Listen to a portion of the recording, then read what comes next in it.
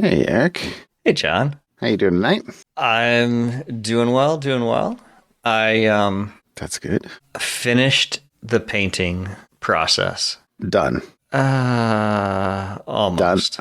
I remember like a long time ago, there were some people that were like for software projects. I'm like, it's done. They're like, is it done, done? I'm like, define done, done.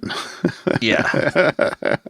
Like, Well, done. We'll never have to touch it again. No, nothing is ever done, done. done. The walls are all painted. Okay. The only thing left is some touch up on some trim. And so I'm taking a break before I touch up the trim. Okay. So Okay. You have the And- paint for the trim, though. I do have the paint for the trim. All right. And I even bought a new paintbrush for the trim so that I could, I am So there ready. could be a break in between. Instead, I don't know if you Yes. do the same thing. We put the paintbrush in the fridge, keep it chilled, and don't. No, You're like, no. I wrap the paintbrush in like a plastic Yeah, grocery bag, Yeah, and then just leave it. wrap it in plastic and put it in the fridge. It'll help. I have never put it in the fridge, but I've wrapped it in plastic. And I don't know why if we I'm going to do that. use it within a week or so, Oh, yeah. But I don't know why. you know, I if don't know it, why. Is that like if I'm done, I will throw it out. sometimes? Yeah, you're like, nice paintbrush that I have to like really work to get the paint out, or Yeah. throw it away. Yeah, I usually get the cheap ones so I don't feel bad about throwing it away. But I did buy a nice one, and I do have a couple nice ones that I use that I clean properly when I'm done. But Done, done. done for now, done. There's words between the two dones. There's done for now. Yeah, done. exactly. That's very perfect. yeah. For now, done. Done for now, So- done. Yeah, and I'll tell you the other exciting thing that I did. I told you about this before. Was my wife had decided she wants to watch the Star Trek Picard, Oh, it's a good which show. we have watched the first Although- 2 episodes so far. Really like it. I feel like we watched the first season or two, and then if there's more seasons, I don't. I'm only 2 episodes in, so I don't know. Okay, But- they're good. The path to Paramount Plus, because I was not excited about paying for yet another streaming service that we watch one show on and then sits there, Right. and I forget and then to you pay cancel it. $7.99 Yes. or $10.99 or $12.99. So the work back from Paramount Plus was, I mean, I guess I'll have to loop over, is with my credit card, they're running an offer for a free Walmart Plus membership. Okay, I don't want Walmart Plus. I have Amazon. but it's free. It's well, it's you pay for it and then they reimburse you every month, right? Sure, Walmart of course. Plus is $12 a month, and they'll reimburse you $12 a month as long as you keep whatever. Yeah, Doesn't matter. And thank I don't you for your know business deals. exactly. I don't know what spurred me to look at that, because I went and I was looking at the credit card saying, hey, do any of our credit cards offer a deal? If you get Paramount Plus, they'll give you $5 off, whatever. Right. And I saw Walmart Plus, and for whatever reason, I was like, well, what does Walmart Plus give What are you? the perks? You know what one of the perks for Walmart Plus I'm is? guessing Paramount Plus. Paramount Plus for free. So They don't have Amazon Prime, so no, yeah. So that's their Amazon Prime, I guess, is Paramount Plus. And so I was like, well, if my credit card will give me free Walmart Plus, I never have to use the Walmart Plus, but I get the Paramount Plus for free. oh my gracious, The convolutions we go through. you're working the system. Yeah. What was that? There's an Incredibles thing that where he's working the Yeah, insurance the system. insurance I forget the somebody's penetrating into the paperwork. Right. So yeah, someone is solving yeah. Anyway, so those are kind of my fun things, and the last fun thing I did is I designed the most complicated 3D printable object I have designed to date, Okay. because it has gaps in the middle and it has tubes that bend and twist around in kind of a geometric design. Okay. And what I was trying to do is, as I've been painting in my oldest daughter's X room, she has this really cool cosplay sword that's from Final Fantasy 14 that she made. Okay. And it looks super cool. And I was like, I could probably 3D print some kind of stand to hold this sword, and we could have it on top of, like, mounted somewhere. A dresser or something. Yeah, on top of, yeah. So I did that, and I 3D printed these things, and now I have her sword on display, and I texted her a picture, and she is, like, so excited. She's like, that looks totally cool. But I just 3D printed with white, because I'm like, you should probably paint them to kind of either match the sword or paint it something so you could. She's texted all her friends to show off the sword holder, and anyways, that was my other kind of fun thing. She'll fly home just to paint the sword stand. Just to paint the sword stands. Yeah. So that's pretty cool. That's awesome. It's a lot of fun. So that's kind of what I did this week. Is got Paramount Plus for free, finished painting for now, and designed a sword stand so I could display my daughter's cool sword in that's in a totally room. Awesome. That's totally awesome. So, how about you? My weekend was pretty good. I like, so it's funny you mentioned a sword stand, because I made shields. I made shields because so my wife last week sometime was like, John, I'm like, yeah. She's like, I realize that I have an expectation of you that I've not told you about. I was like, oh, well, it always helps if you tell me, because then I can either, succeed or fail. But anyway, so she's teaching a medieval history block right at the moment. And one of the art projects that they want to do with the class is paint sigildry on shields. So like the family crest, like they something like not really tied to family, just like, this is what they're doing. Like at the moment, their art last week I think was doing letter illumination, like the monks would do, in manuscripts. And because they tie like the art projects along with whatever it is that they're learning. And so, she asked my my kids. She's like, hey, do either of you guys have your shields from 6th grade? And one of them, the older one, was like, "Oh yeah, it's in my closet somewhere." So he dug it out, and anyway, it's cool. So I was like, "Oh well, the easiest thing to do would be to print it out on the laser printer. Totally, like, do whatever shapes you want. Easy to do." She's like, "Oh, that's not big enough." I'm like, "Well, how big does it need to be?" She's like, "Well, how big's your laser engraver?" And I'm like, I don't know. It's like, I don't know, 1.5 by 1.5 maybe. She's like, "Not big enough." I'm like, "Okay, well." Then, anyway, and net. I'm like, cut out the shape you want in like a brown paper sack. So, fold it in half, cut it like a snowflake, choose whatever shape you want. Sure. And then I went down and to Lowe's and got a piece of wood, like a, I don't know, like a solid piece of wood, like almost like a butcher. I'm trying to remember. I think it was glued together, like a butcher block, little counter. Anyway, it's like 2 feet wide by 3 feet long or something like that. Right. Like, but 3/4 of an inch, so pretty solid. And then laid the paper down, traced around it, cut it out with a jigsaw, sanded to the lines. So I had like a solid shield, and then. I need 17 of these. So, and then I'm like. This is what a pattern bit, is for a router. So right. I have a table saw, I have a router. I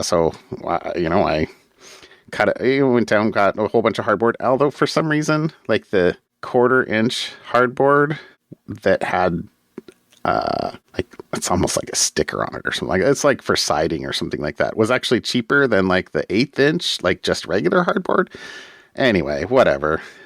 So I got the 1/4 inch, so it's a little bit thicker, and you want the shields to be a little sturdy, and If you're gonna run around and play Braveheart afterwards, well, I don't know that they're something. playing Braveheart or anything. It's about the art. They'll hang them all up on the wall and stuff like that. But there are kids in the in the class, and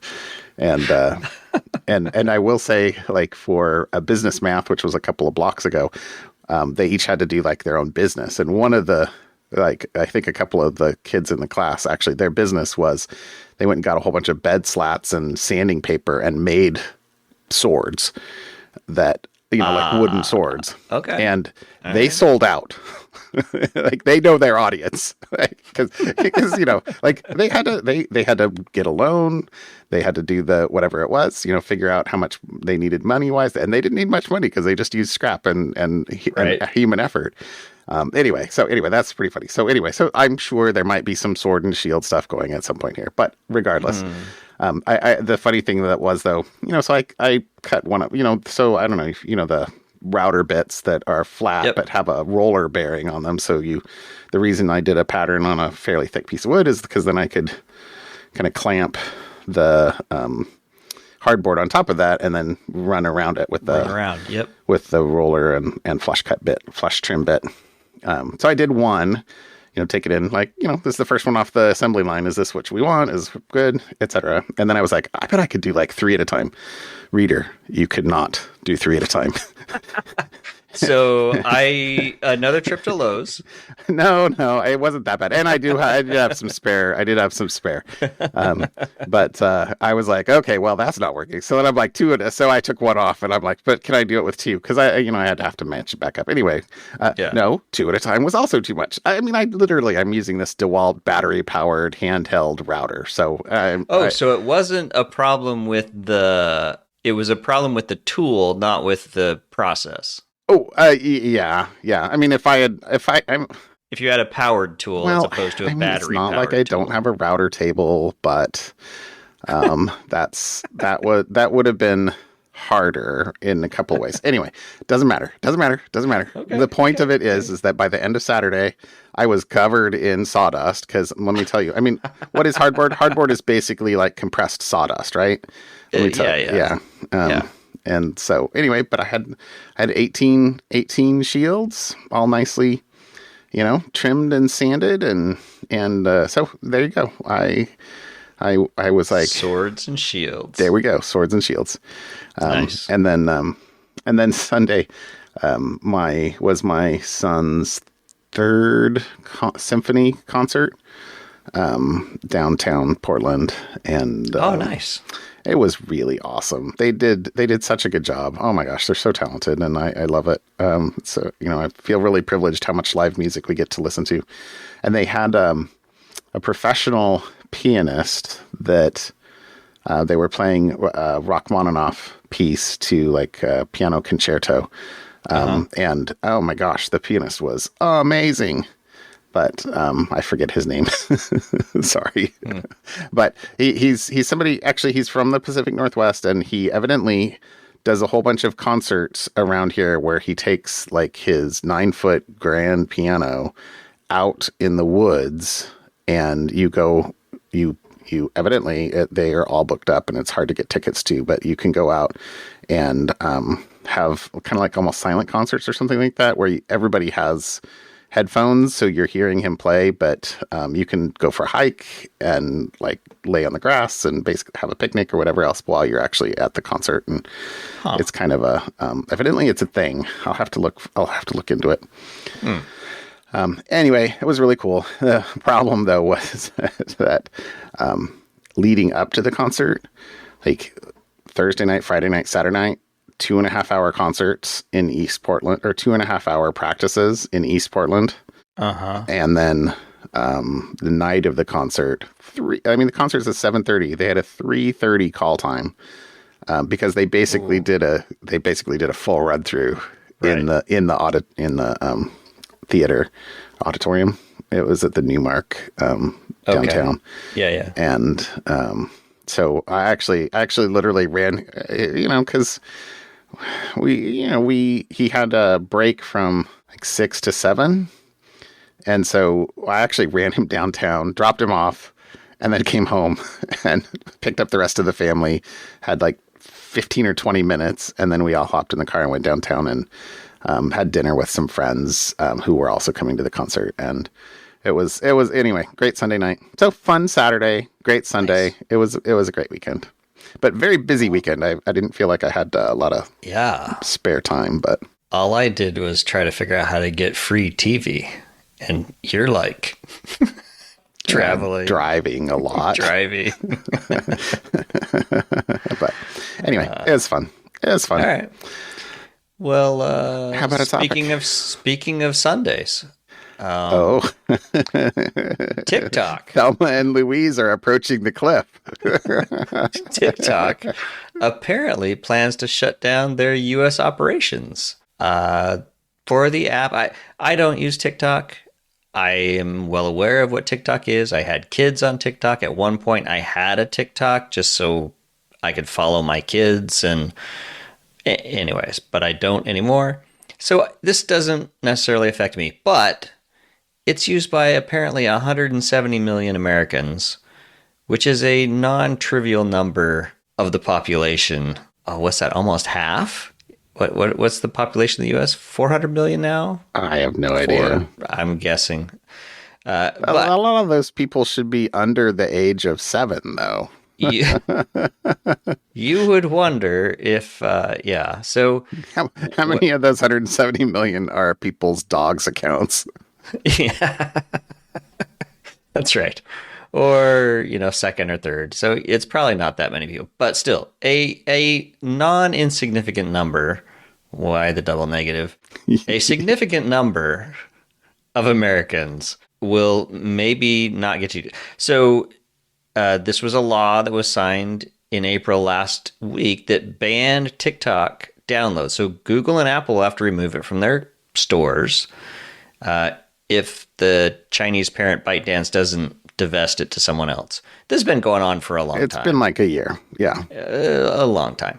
So in theory, people who still have TikTok could use it. However, what I read was TikTok is actually going to shut it down. They're not just going to pull the apps from the App Store, but still run the networks. They're going to go all in and just shut it down. Screaming will commence. And politicians will come in and swoop in and save the day, of course. So playing chicken. Yeah. So we'll see. So that's one thing that caught my eye. And then the other one, article number 2, it's just a breach, I guess a breach of the week, we call it. But it was a Scholastic.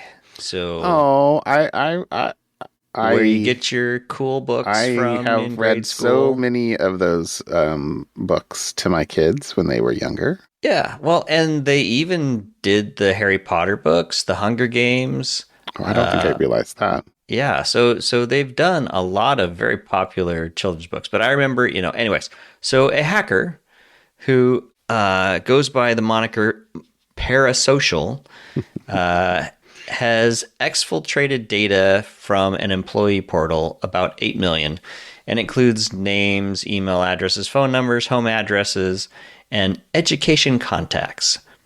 So there are school administrators. Funny things about this that I thought, funny is the wrong word, but Parasocial, who said he gained access after stealing login credentials from an employee hit with malware, I assume, from Parasocial, said they would have taken more data, but were stopped due to an export limit on Scholastic servers. So good on Scholastic on having outbound export limits, okay.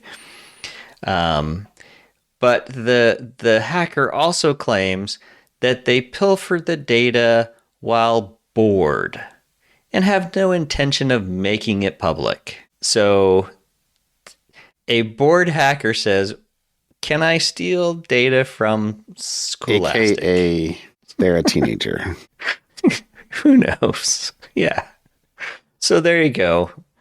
That's my second article. And also, the employee must not have had two-factor authentication. No, clearly not. It was something very simple. So it's just, everybody's a target, and the attacker may not be after anything interesting or want to make money. They just might be bored, apparent. So there you go. Those are my 2 articles for this week. Okay. Thank you. I appreciate that. Yeah, a lot. I've lots of. I don't know. I'm sure your schools did those book sales, right? Where the Scholastic all the would come time in and lay everything out, and that was fantastic. Go home, and Mom used to give us, $3 or whatever it was that we could spend on books, and so we had to figure out what we could get, and with our $3 or whatever it was. Absolutely. That was fantastic. That was good stuff. Okay, so my topic tonight is not quite so uneventful. I don't know. So this is a breach. It is a breach, but it's more about the kind of pulling back the curtain a little bit on how real-time bidding works and some of the sort of side effects of real-time bidding. So there was a breach of a advertiser. Real-time bidding. Oh, on ads. Oh, for ads. Okay. Because every time you see a targeted ad, the way that got to you is that the ad service or the ad where the ad's being displayed asks for an ad, and then these ad tech companies run auctions and say, this is all the data we know about Eric. Who wants to pay me the most for to run an ad on this site? Okay. And the ad company gathers as much information as they can before sending that out to the bidders, the advertisers, to say, hey, who wants this? And there are thousands of potential advertisers. That bid request can include your unique advertising ID, which can get mapped to lots of different things. Location. Right. Location is the important thing here. I mean, they're all important, but yep. IP address, device details, interests, demographic information.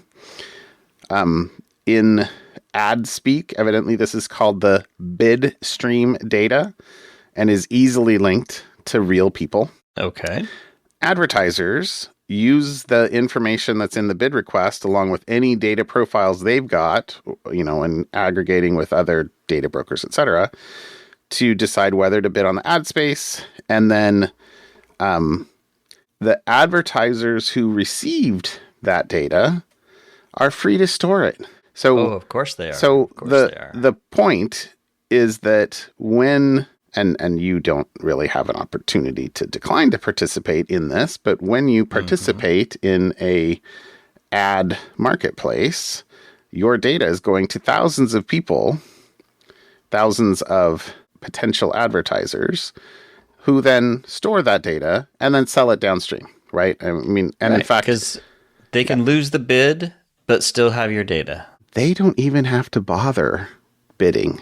Why would they want to bid? Like the value in some of these, it's worse than I thought. Exactly.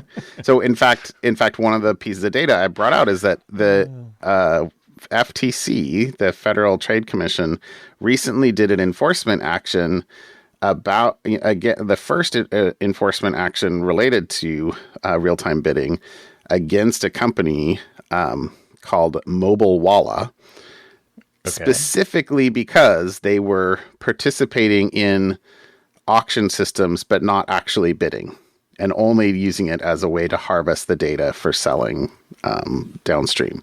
And their injunction from the FTC basically says you can't participate in ad markets without actually advertising. Anyway, sorry. I was about to say that's freaking ridiculous, but hey, it violates their unfair. What did it say?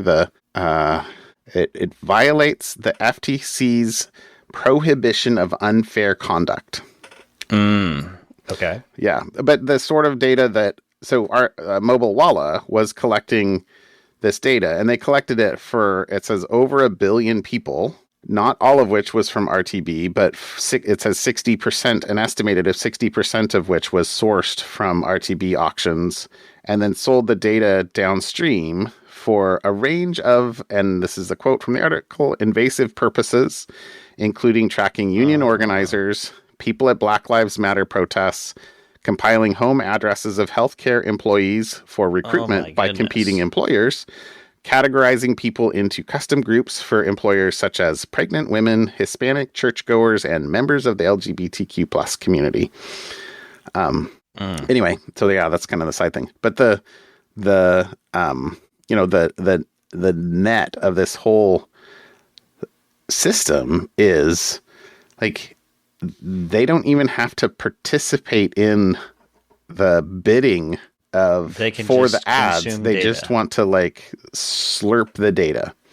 Yeah. And that is against ad networks' general terms of service, but it happens. But nobody's policing. Yeah. I mean, very hard. It's, that was part of the article.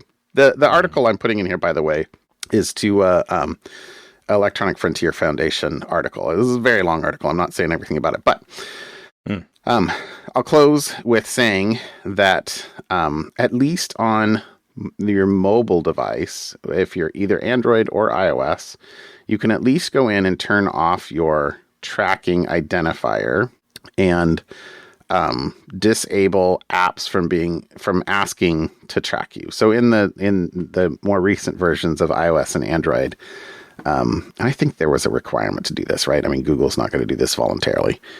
But you can go in and turn this off. So on iOS, yep. If you go into settings, privacy and security, tracking, you can see if you've enabled tracking for any individual apps. And you can also set a global setting that says allow apps to request to track. And if you turn that off, it says it will. I looked on my phone. I already had it off. And I didn't have any apps tracking. But it says if you turn it off, it will ask if you want to remove permissions for granted apps. So that's one thing. Yeah. So I was getting pop-ups saying, I always say, no, you can't track me. And I'd never gone to here. I went in here and my allow apps to request to track was turned on, but every single app that had asked for permissions was turned off. So when I turned it off, it didn't prompt me with anything else. So okay, but thank you for that, because now I don't have to ever get asked. Now, yes. Hopefully you won't get pop-ups. Yeah. I did not know that. At least on iOS, and there are instructions linked off the article that we'll put in here if you want to go for Android too. But I didn't copy and paste them out. Nice. Apple has its own advertising network and has its own setting. So if you want to turn Apple off, you have to actually go to find Apple's privacy and security, and then Apple advertising, and turn off personalized ads. Apple Oh, I do have that one off. Okay, that's funny. Okay, that's funny. So because all people are equal, but some are more equal than others. But anyway, so real-time bidding is very evil. Yeah. So okay. All right. There you go. Well, thank you. You saved me a headache, because I don't get those asked to track app pop-ups a lot. But I remember every time they come up, I would turn them off. And so now I never get them. Thank you. Well, hopefully, Yeah. If you're anything like I've had problems, and I think it's because of my historical Apple ID problems, but sometimes Apple tries to be smart and sync settings across device, which sometimes means I turn something off and they're like, oh, no. How about we turn that back on? That's on the that's on the iPad. On the other device. Yeah. Anyway, so maybe. Anyway. All right. Okay. There you go.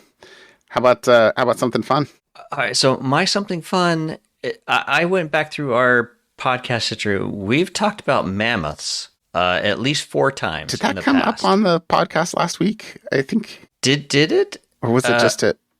I feel like 2 weeks ago. Okay, a couple weeks ago. I think there was some other comment about it. It wasn't about the mammoths themselves. There was some other. I don't remember. I just kind of searched through the history. We were mammoth adjacent recently. Yes.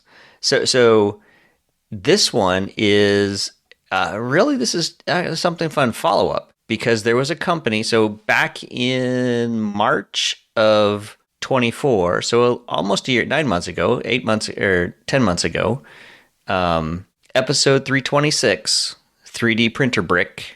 We did an article from NPR about resurrecting woolly mammoth extinctions. Okay. And so just this week, I saw another article. This one was in Newsweek about the same company talking about how it expects to bring woolly mammoth calves in the next 3 years.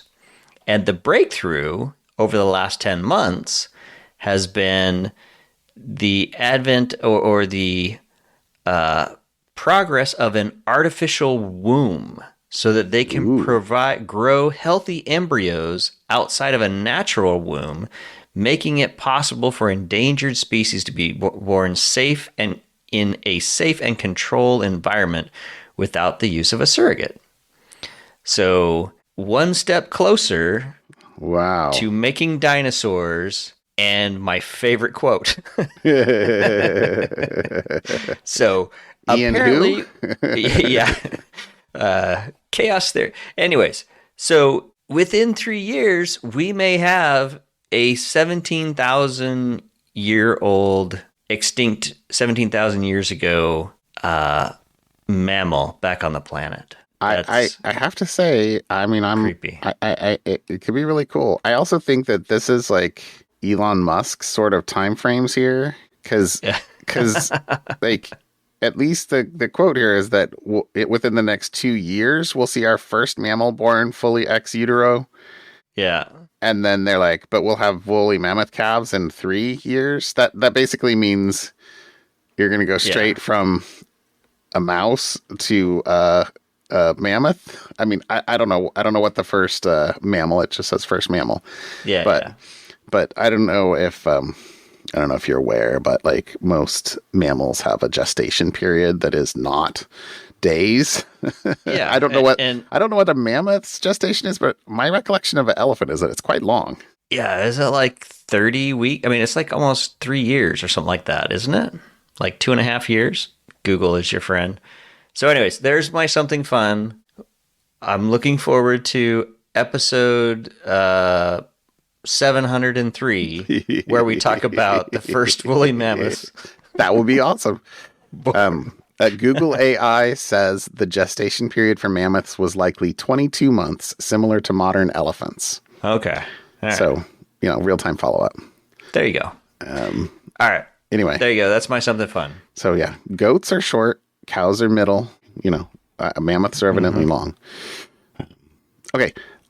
My something fun is just a little something fun, especially, I guess, if you were looking at it with the naked eye. But I saw on Blue Sky last night or the night before a post from Randall Monroe that said, something like, I just got a shot of Mars rising behind the moon. And it was kind of a grainy, like, I don't know, shot with a telescope or something not super high resolution. And I remember being like, what? So here's a Ars Technica article that is about essentially Mars rising or setting, maybe both, right over the moon. And there's some great shots in here. So it says the author of the article said that he almost missed it. He was in amid a bout of primetime doom scrolling. A social media post reminded me there was something worth seeing in the sky. I wonder if it was the same thing. That would have been funny. Mars disappeared behind the full moon for a little more than an hour Monday night, an event visible across most of North America and parts of Africa. So he grabbed his camera, ran outside, and took a picture of, and you could totally see like the Mars, just barely above the moon's horizon, which is picture's very cool. Picture's very cool. And so evidently this happens a couple of times a year, every couple of years. But where it's kind of like a solar eclipse or something like that, where on Earth it's visible is can sometimes be in the middle of the ocean or something like that. Let's see. But it does say that, let's see, a couple things. First, Mars, the red planet, is currently about 250 times more distant than the moon. Yeah. Roughly 60 million miles away. And that Mars will reach its closest approach to our planet on Wednesday night. So as we're recording this, maybe. And this happens once every 26 months and is just a few months after the ideal launch time for a spacecraft, if we were to, be able to do that. I guess we can do that, just unmanned. Unpersoned. It says the most recent lunar occultation of Mars that was visible from the United States was on December 7th, 2022. But the next lunar occultation, funny word, of Mars visible across most of the United States will happen on February 4th to the 5th, 2042. So you got another 17 years or so before it'll happen again. It says there are similar occultations in 2035, 36, and 39, but they're only visible in narrow swaths of South Florida and the Pacific Northwest. So that's a good place to be. It is a good place to be. So anyway, I thought that was fun. And some of the pictures in there and the links to some other pictures are really cool. Right. It's very cool. All right, John. Well, there you go. Thank you. There you go. Good to chat. Have a great night, Eric, and I will talk to you later. We'll see you later. Bye. Bye.